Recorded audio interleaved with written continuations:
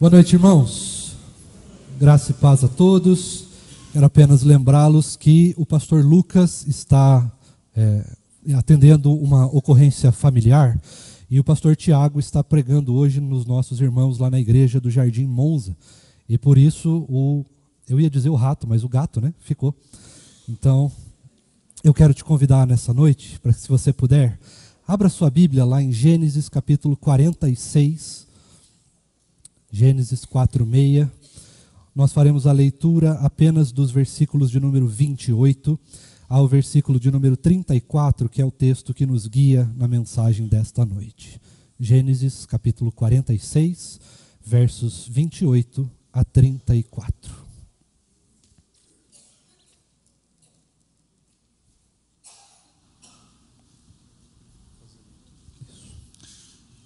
Jacó enviou Judá adiante de si a José para que soubesse encaminhá-lo a Gozém.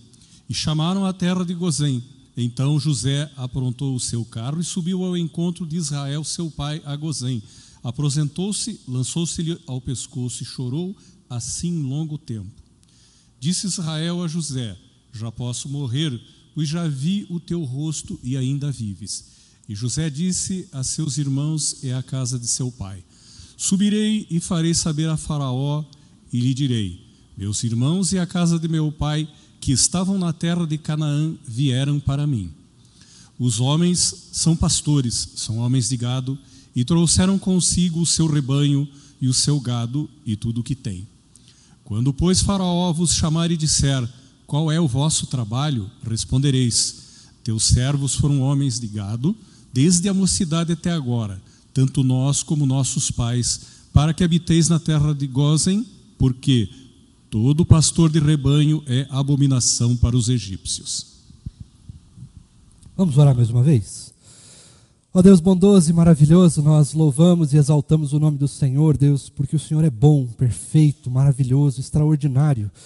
E por causa disso, ó Deus, o Senhor nos deixou uma expressão de quem o Senhor é aqui na terra, e esta é a sua palavra.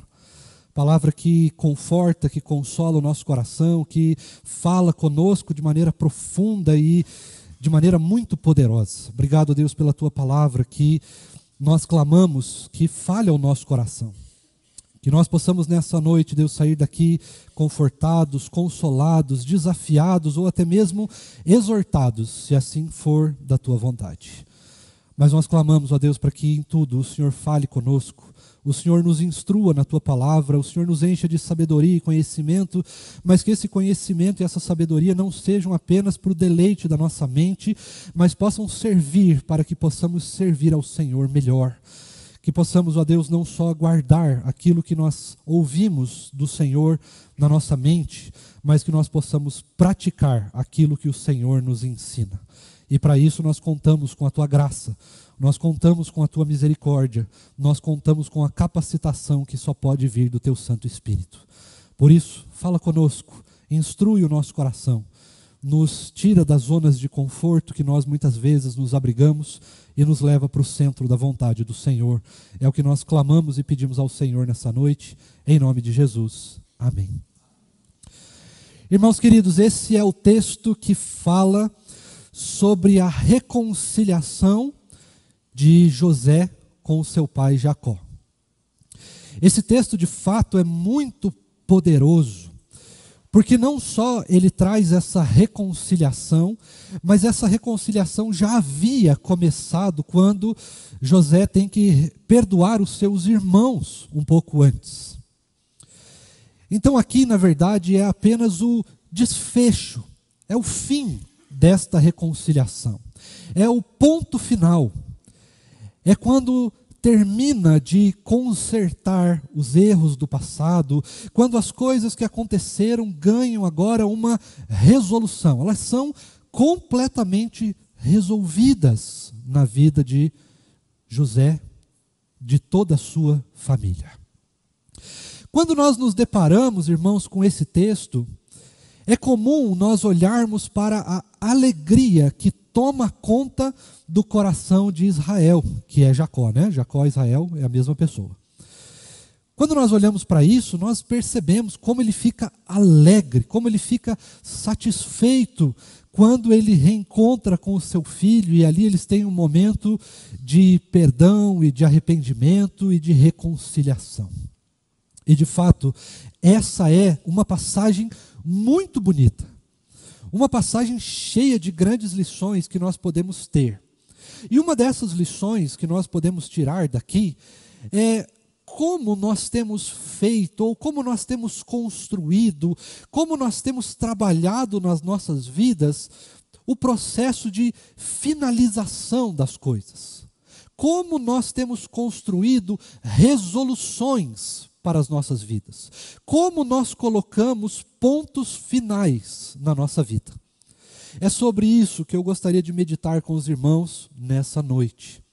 E olhando para esse texto, nós podemos encontrar algumas lições que nos guiam para como o Senhor, e não nós, porque muitas vezes somos nós que tentamos colocar pontos finais, que tentamos resolver as coisas, e você vai concordar comigo que muitas vezes essa tentativa nossa de resolver as coisas, ao invés de resolver, na realidade acaba trazendo muito mais complicações, muito mais dificuldades e talvez até atrapalhando as resoluções. É provável também que você possa concordar comigo que muitas vezes quando nós tomamos as rédeas de resolver as nossas próprias situações, as coisas que acontecem na nossa vida hoje ou que aconteceram ontem, ao invés de pôr pontos finais, por ser situações muito difíceis, muito duras, situações que nos lembram de grandes traumas do passado, ou que nos fazem perceber a dificuldade que nós temos de construir o perdão e o arrependimento, ao invés de pôr então um ponto final, nós somos levados a colocar uma vírgula, fazendo com que essa situação permaneça por longos e longos e longos anos, sem de fato ter um ponto final. E quando nós nos deparamos com essa situação, e nós não resolvemos as nossas circunstâncias, nós não colocamos pontos finais nas coisas que nós vivemos ao longo da nossa vida, então nós somos levados a lugares muito tristes. Nós somos levados aos recônditos do nosso coração, da nossa alma, da nossa mente, e lá nós escondemos essas coisas. Coisas que na verdade precisavam ser resolvidas, finalizadas e não escondidas. A primeira coisa que nós notamos quando olhamos para esse texto é que quando, irmãos, nós resolvemos as nossas pendências, quando nós colocamos pontos finais nas nossas vidas, nós somos retirados do lugar de morte. Perceba que nos textos anteriores, quando nós reparamos aquilo que estava acontecendo com José e aquilo que havia acontecido com o seu pai e com os seus irmãos, nós percebemos que os seus irmãos, eles continuam vivendo as suas vidas. Mas Jacó não continua vivendo. Israel perdeu o sentido da vida quando ele perde o seu filho. Quando ele achava que José estava morto, que ele não mais poderia reencontrar o seu filho, que ele não mais poderia resolver coisas com o seu filho, não poderia mais passar tempo com o seu filho. Ele então desfalece. E ele é levado para um lugar de depressão, de angústia, de morte. E ele permanece nesse lugar de morte por 22 anos. Quando José saiu da casa do seu pai, ele tinha 17 anos apenas. E agora, aqui nesse texto, quando nós lemos, ele agora tem 39. 22 anos se passaram. E o seu pai permaneceu no seu lugar, na terra onde deveria ser a sua felicidade, onde deveria ser o seu lar, mas lá ele faz deste lugar um lugar de morte, um lugar de angústia, um lugar de tristeza. E assim também é, irmãos, quando nós não colocamos pontos finais nas nossas vidas, nas nossas coisas, nos nossos sonhos, nos nossos desejos, nós vamos vivendo a nossa vida e colocando sempre vírgulas na nossa vida. E vamos continuando e continuando e continuando por anos e anos a fio, e nós não resolvemos as coisas. Nós também somos levados a este lugar de angústia, de morte, de tristeza, de ansiedade. Um lugar onde nós não conseguimos avançar, nós não conseguimos progredir. Pelo contrário, nós permanecemos estáticos, parados, finalizados e completamente aturdidos pelo tempo. Algumas pessoas dizem que o tempo, ele é o nosso melhor remédio para resolver as coisas do passado. Pois quando o tempo passa, a ferida que está aberta ou que foi aberta, ela vai sendo então cicatrizada. Mas, irmãos, você vai concordar comigo que muitas vezes o tempo, na verdade, aliás, muitas vezes não, né? Nenhuma vez o tempo resolve alguma coisa. Pelo contrário, o tempo muitas vezes é o nosso mais fácil, o lugar de maior acesso que nós temos para viver o luto, para viver a tristeza, para viver a angústia, para não resolver as coisas, porque afinal de contas nós tiramos a nossa responsabilidade, ou a responsabilidade do Senhor, e o poder e a autoridade e a glória de Deus para resolver as coisas, e delegamos isso ao tempo. E dizemos, não, o tempo vai se encarregar de resolver as coisas. Mas o tempo por si só não tem poder.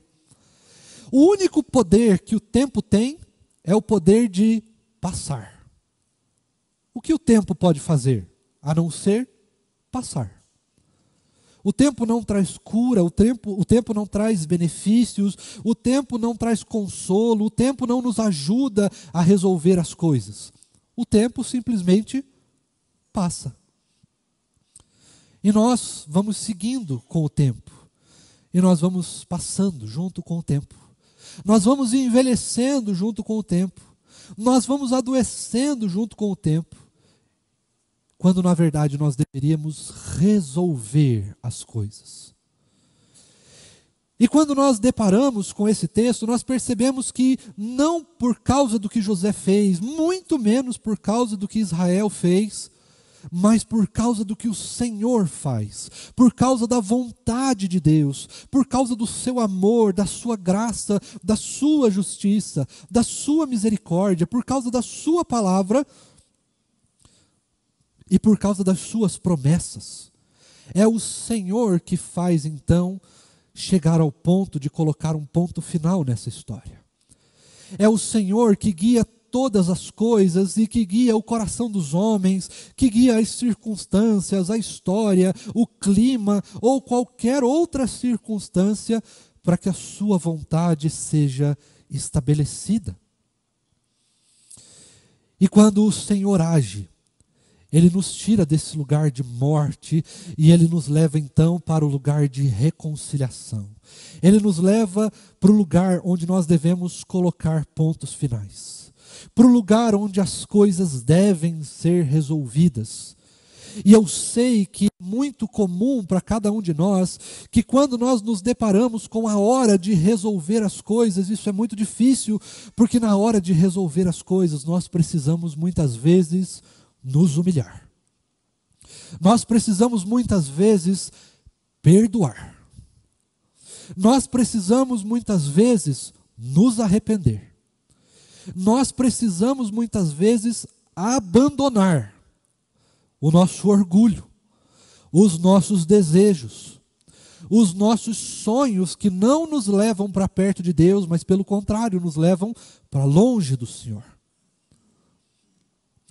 E quando nós então olhamos tudo que Deus fez nesta família, nós percebemos que a vontade de Deus muitas vezes nos leva para um lugar de grandes desafios.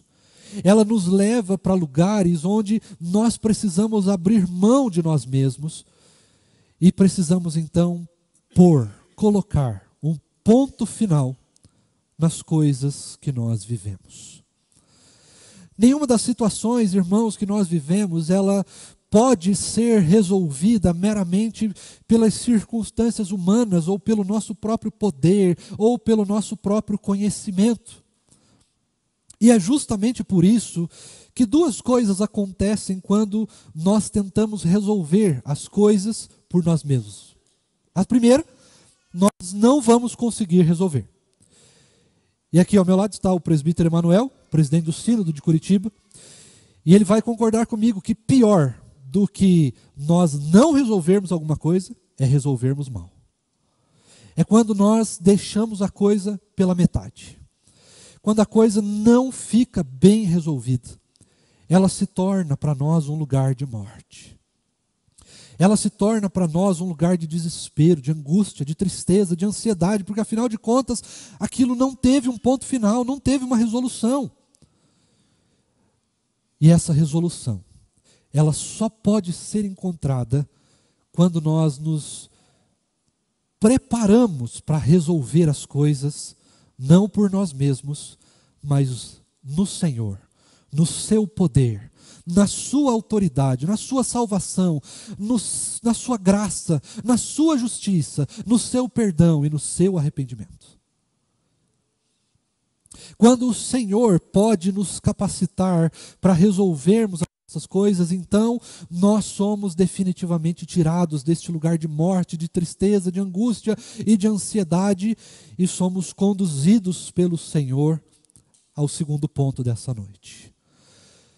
Quando o Senhor Deus Todo-Poderoso nos ajuda a resolvermos as coisas pendentes na nossa vida, então nós somos curados. Nós somos levados ou retirados do lugar de morte e agora somos levados a um lugar de cura.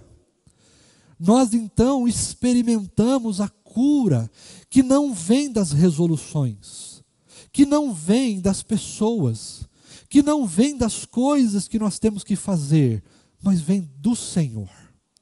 Porque afinal de contas, irmãos, quem pode de fato e quem de fato faz com que nós possamos conseguir resolver as coisas do passado, quem faz com que a gente coloque pontos finais nas nossas vidas, sempre precisa ser o Senhor. Porque então, quando o Senhor faz as coisas, Ele nos tira desse lugar de morte, de angústia, de tristeza e nos leva para um lugar de cura, um lugar de descanso, um lugar de alegria, um lugar de satisfação. E é exatamente isso que nós vemos nos versículos 30 e 31. Quando então José se lança ao pescoço do seu pai, ele dá um grande abraço no seu pai, e ali eles permanecem chorando por muito tempo, por um longo tempo. Mas entenda e perceba que esse não é um choro de angústia, não é um choro de tristeza, não é um choro de morte, não é um choro de ansiedade, mas é um choro de cura. É um choro de alegria, de satisfação, de contentamento. E então eu te pergunto, quando nós nos encontrarmos com o Senhor Jesus na Nova Jerusalém Celestial, não é exatamente esse choro que nós teremos quando nós estivermos face a face com o Senhor dos Senhores e o Rei dos Reis e o nosso único e tão suficiente Salvador? Será que não será essa a mesma atitude que nós teremos quando encontrarmos o Senhor Jesus na glória? Será que nós também não nos lançaremos num abraço longo e demorado com o Senhor Jesus? Será que nós não desfrutaremos de um momento de tamanha felicidade, de tamanha satisfação, de tamanho contentamento? Pois é isso que o texto nos dá a entender, pensando que nós podemos olhar para essa figura que está aqui, para essa mesma narrativa, para essa mesma história, para esse mesmo acontecimento do passado, e nós podemos vislumbrar a mesma situação quando nós formos levados ao nosso definitivo lugar de cura, que é a Nova Jerusalém Celestial. Mas hoje nós ainda podemos, irmãos, e definitivamente devemos experimentar de momentos assim, de cura. E esses momentos de cura vêm quando nós, de fato, nos entregamos ao Senhor Jesus de uma maneira tão profunda, tão abrangente, que nós então começamos, a partir do poder de Deus, colocar pontos finais nas coisas que nós vivemos. Nós começamos então, ao apreciarmos o rosto de Cristo, apreciarmos a sua palavra, apreciarmos a sua justiça, a sua glória, o seu poder, a sua majestade, a sua graça, o amor que tanto comove o nosso coração, que tanto constrange quem nós somos, nós então somos levados a começar a depender de Deus para colocar pontos finais nas nossas coisas, nas nossas pendências, nas nossas circunstâncias, nos nossos relacionamentos, nas nossas vidas, nos nossos sonhos, nos nossos desejos e também nos pecados que tanto nos assediam ao longo dos anos. Quando nós de fato nos entregamos ao Senhor Jesus, nós então somos levados a esse lugar de cura. E quando nós chegamos nesse lugar de cura, nós começamos então a colocar pontos finais na nossa vida. Nós começamos a pegar aquelas coisas do passado, nós começamos a olhar para os nossos relacionamentos, nós começamos a olhar para a forma como nós vivemos, para a forma como nós falamos, para a forma como nós nos relacionamos, seja com outras pessoas, seja conosco mesmo, seja com o próprio Deus, seja com a igreja, com amigos, seja de qualquer outro âmbito e maneira. Nós então começamos a resolver as coisas. E ao olharmos para cada uma dessas coisas, nós vamos aprendendo a colocar pontos finais. E esses pontos finais, nas nossas histórias, nas nossas coisas, nas nossas pendências, eles não podem ser colocados por nós mesmos. Mas eles precisam ser colocados pelo Senhor Jesus. Porque afinal de contas, irmãos queridos, quem é o Senhor, o Rei, o soberano, majestoso das nossas vidas, precisa ser o Senhor Jesus. E muitas vezes, porque nós não colocamos os pontos finais que vêm do agir de Deus, dos feitos do Senhor, da palavra do Senhor nas nossas vidas, então nós colocamos vírgulas, nós colocamos até alguns pontos finais nas nossas coisas, mas são pontos finais humanos, sujeitos às falhas, sujeitos às nossas limitações e sujeitos à nossa pecaminosidade. Mas quando nós colocamos o ponto final nas coisas que nós vivemos, e esse ponto final vem da parte de Deus, é uma resolução que não vem de nós, mas vem de Deus, nós então podemos confiar que esse ponto final é eterno. Essa resolução é eterna. A forma como Deus faz as coisas é uma forma eterna. E não está mais sujeita ao tempo, às limitações, ao nosso humor, ao nosso jeito, às nossas condições, às nossas expectativas, e nem tampouco está sujeita à nossa pecaminosidade ou à nossa finitude aqui.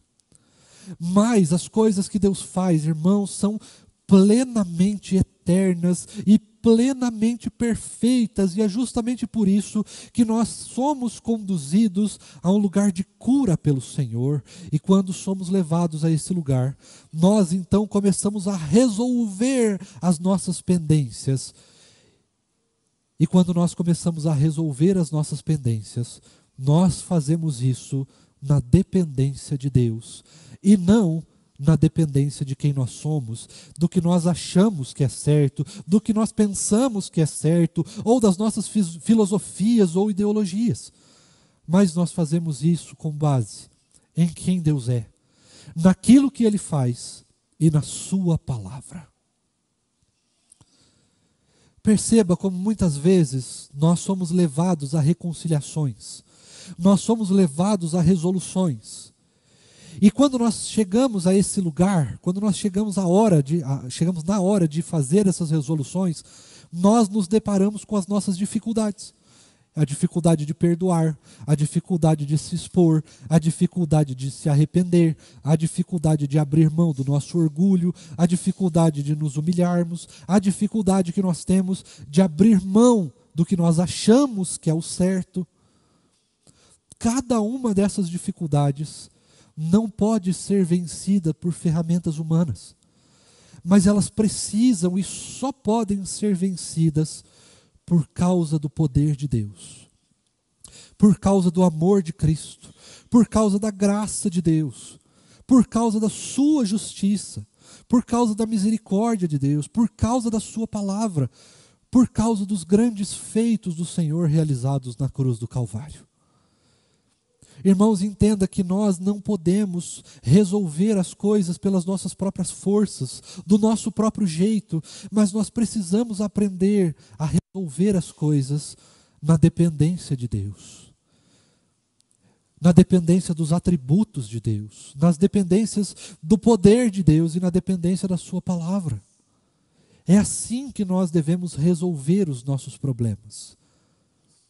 Não conte com o tempo, não conte com a sua própria justiça, não conte com a boa vontade das pessoas ou com a sua própria, não conte com as boas intenções, não conte com as possibilidades humanas de fazermos as coisas, mas apenas desfrute de contar com o Senhor, com o seu poder, com a sua graça e com o seu amor, para de fato buscar resolver as coisas que tanto te desafiam, que tanto te atrapalham, que tanto talvez te machuquem, que tanto talvez te levem para um lugar de morte. Não conte com as coisas humanas, mas conte com o Senhor, porque é no Senhor que nós podemos realmente encontrar resolução e cura para os nossos problemas, para as nossas questões, para as nossas dificuldades, para as nossas angústias, para as nossas dores, para as nossas tristezas e para as nossas ansiedades. Nós devemos buscar cura dessas coisas no Senhor e na sua palavra. Mas em terceiro lugar, quando nós encontramos cura, essa cura que não vem de nós, mas vem do Senhor. Essa cura que não vem dos remédios, que não vem de terapias humanas. Não que elas não sejam importantes, muito pelo contrário. Mas a cura que eu estou falando é essa cura eterna, essa cura que dá descanso, que traz realmente um regozijo eterno. Quando nós desfrutamos dessa cura, nós então somos levados para um outro lugar. Nós somos levados, irmãos, a viver novas experiências. Se você já passou, em algum momento na sua vida, por alguma desilusão, por alguma mágoa, por alguma tragédia, por algum luto, por alguma perda, por frustrações, por desânimo, se alguma vez você já enfrentou algum problema grave, ou mesmo problemas pequenos, mas que não foram bem resolvidos na sua vida, e sejam esses problemas na ordem que for, de relacionamento, seja com você mesmo, seja talvez alguma prática de pecado, seja com relação ao seu trabalho, com seus estudos, com a sua família, enfim, não importa qual ordem seja. Mas se você já passou por algo, e que esse algo não foi ou ainda não está bem resolvido, você sabe que você não consegue desfrutar de novas experiências da maneira certa. Porque mesmo que venham novas experiências, você sempre está olhando para essas novas experiências com o olhar do passado. Com o olhar, com o prisma daquilo que você ainda não conseguiu resolver. Então você não consegue aproveitar as novas experiências do jeito pleno. De um jeito 100% livre. Mas você simplesmente está preso, aprisionado no passado, com as coisas mal resolvidas. Então, quando vem as novas experiências, você até desfruta delas, mas desfruta só em partes. Você não consegue, de fato, se entregar às novas experiências, porque você está aprisionado na falta de resolução do passado. Irmãos, eu sei que isso é muito doloroso, eu sei que isso é terrível, eu sei que isso traz um sofrimento muito grande, e é justamente por isso que nós precisamos depender de Cristo. O nosso Deus, irmãos, é um Deus de novidade de vida. Se você lembrar o que diz 2 Coríntios 5,17, você vai se lembrar exatamente disso. O Senhor faz com que as coisas do passado passem, sejam resolvidas E então o Senhor faz tudo novo. Novo. O Senhor Deus, o Deus que nós cremos, é um Deus de novidade de vida. É um Deus de resolução das coisas. É um Deus que não permite que as coisas fiquem como estão. É um Deus, irmãos, de transformação. Ao olhar para a sua vida, você vai constatar esse fato de como você era no passado, daquilo que você já viveu, e a partir do momento que você encontrou com Cristo, como a sua vida foi transformada. Como as coisas mudaram para você ao se encontrar com Cristo. Porque o nosso Deus é um Deus de novidade de vida. É um Deus de transformação, é um Deus que não permite que as coisas fiquem sem resolução. Mesmo que essa resolução venha no tempo dele, e muitas vezes o tempo dele parece demorar muito, afinal de contas, a queda aconteceu em Gênesis. E o Senhor mandou Cristo somente alguns milênios depois. E quando ele mandou Cristo, o próprio Senhor Jesus disse que ele voltaria para terminar de resolver todas as coisas, para levar a sua igreja, os seus eleitos, os seus amados, os seus filhos para a nova Jerusalém celestial. E nós já estamos esperando há 2024 anos. E o Senhor ainda não veio. Mas pelo contrário, isso não causa em nós nenhum tipo de desânimo. Isso não causa em nós nenhum tipo de dúvida com relação à nossa fé, porque nós sabemos que quando chegar a hora certa, a hora precisa de resolver as coisas, quando todos os elementos da resolução de Deus estiverem em ordem, então o Senhor cumprirá a sua promessa. A diferença, irmãos, do nosso agir para o agir de Deus, é que o agir de Deus é perfeito. E por causa dessa perfeição, Deus precisa alinhar coisas na nossa vida, e que essas coisas muitas vezes levam certa quantia de tempo. Elas não acontecem na hora que a gente quer, e muito menos do jeito que nós gostaríamos. Veja, por exemplo, as orações que você tem feito já há muitos anos. Pelo seu marido, talvez pela sua esposa, talvez pelos seus filhos, talvez por outras muitas coisas que você tem pedido ao Senhor. E essas coisas ainda não aconteceram. E a resposta, irmãos, não é desanimar. A resposta não é baixar a nossa cabeça, a resposta não é derramar as nossas lágrimas, a resposta não é fugir do Senhor, a resposta não é parar o nosso serviço ao Senhor, a resposta não é diminuir. Pelo contrário, a resposta é avançar, é continuar.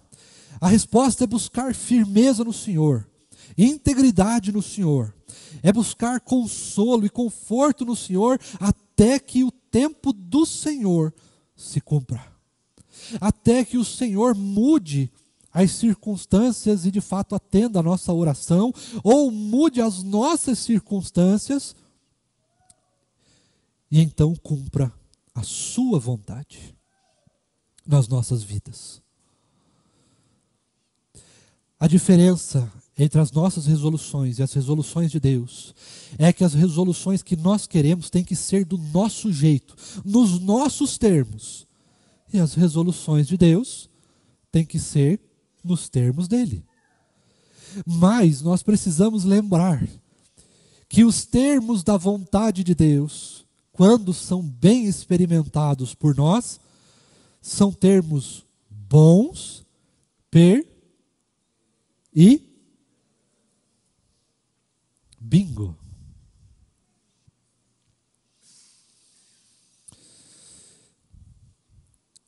Quando nós olhamos, irmãos, para essas novas experiências que a cura de Deus e a retirada desse lugar de morte nos proporcionam, nós precisamos entender que essas coisas, essas novidades de vida, elas não podem vir apenas de nós mesmos, dos nossos sonhos ou dos nossos desejos, mas elas precisam vir da parte de Deus.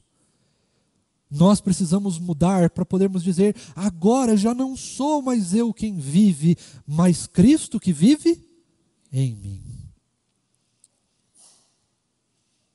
No entanto, você vai se lembrar de um outro texto que o Senhor Jesus mesmo nos conta, dizendo que aqueles que querem segui-lo devem tomar a sua cruz, que mais? Negar-se a si mesmo e seguir o Senhor. Você vai reparar que no versículo 34, esse texto demonstra para nós algo bastante preocupante.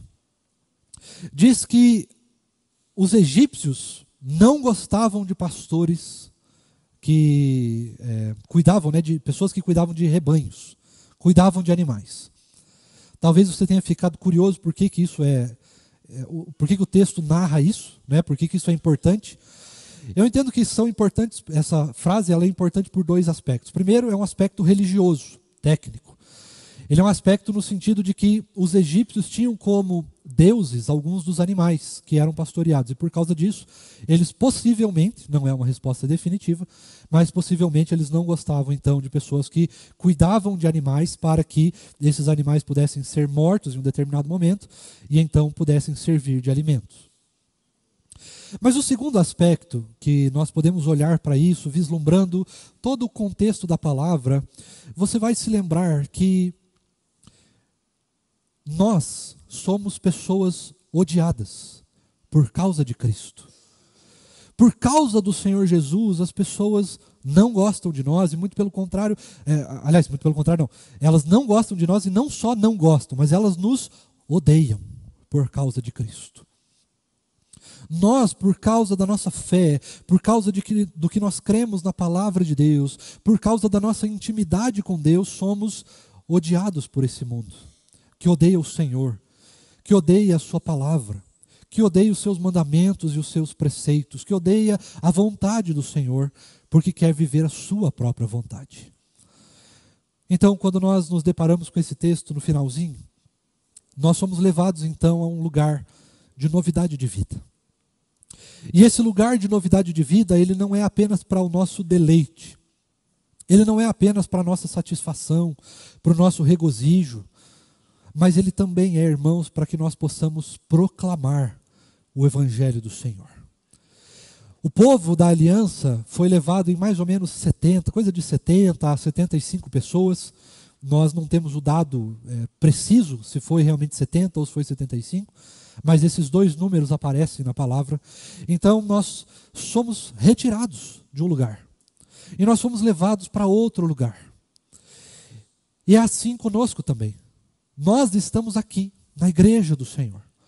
Logo mais o culto vai terminar e nós então somos levados lá para fora. E é lá para fora que nós passamos a maior parte do nosso tempo.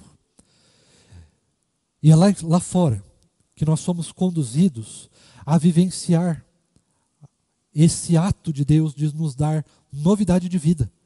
E através dessa novidade de vida que o Senhor nos dá, através daquilo que Deus faz nas nossas vidas, através daquilo que o Senhor fez na cruz do Calvário, através das transformações que o Senhor causa em nós, através da cura que o Senhor proporciona em nós, nós então somos levados também à proclamação do Evangelho, à demonstração daquilo que Deus faz nas nossas vidas, do tamanho do poder, da glória e da graça de Deus nas nossas vidas.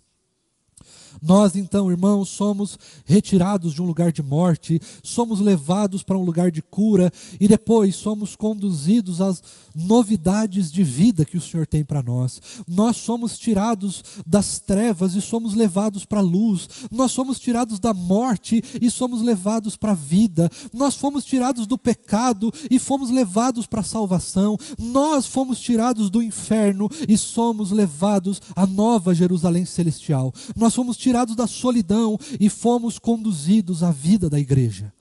Nós fomos tirados da morte, da destruição e fomos levados aos pés do nosso Salvador. Amém?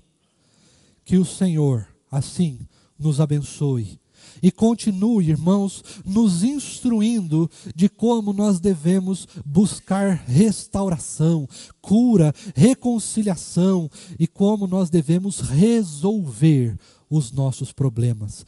Se você até hoje tentou resolver os seus problemas pelas suas próprias forças, pelos seus próprios meios, pelos seus próprios méritos, eu desafio você nessa noite, e não só eu, mas quem te desafia é a palavra. Não tente resolver as coisas pelos seus próprios meios, mas desfrute de resolver as coisas através da boa, perfeita e agradável vontade de Cristo. Amém?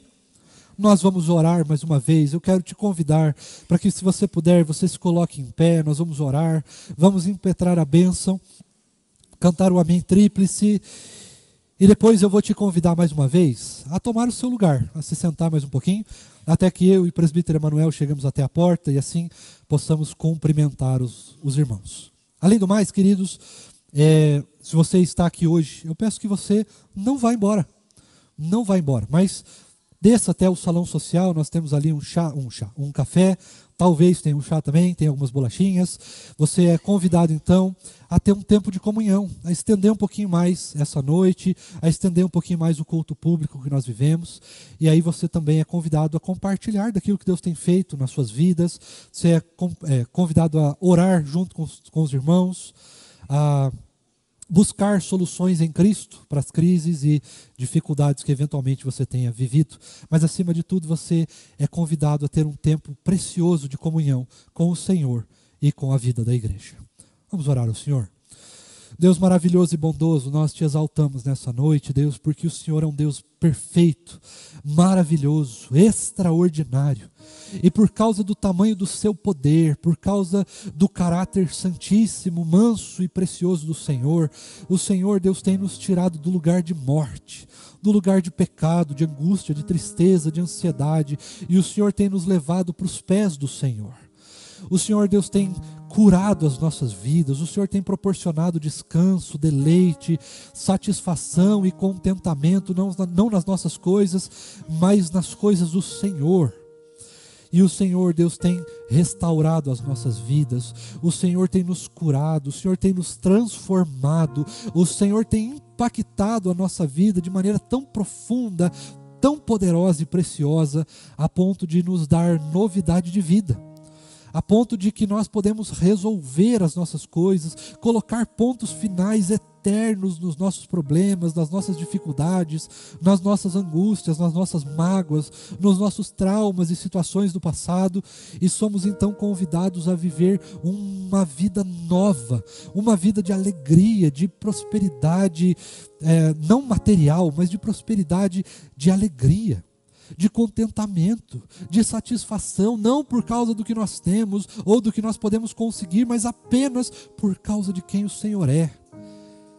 E essa prosperidade, Deus, é estar no Senhor, é ter o Senhor nas nossas vidas, é desfrutar da sua palavra, é desfrutar do conhecimento do Senhor, de intimidade com o Senhor. Isso é verdadeira prosperidade, isso é verdadeiramente novidade de vida, isso é verdadeira felicidade, isso é verdadeira alegria.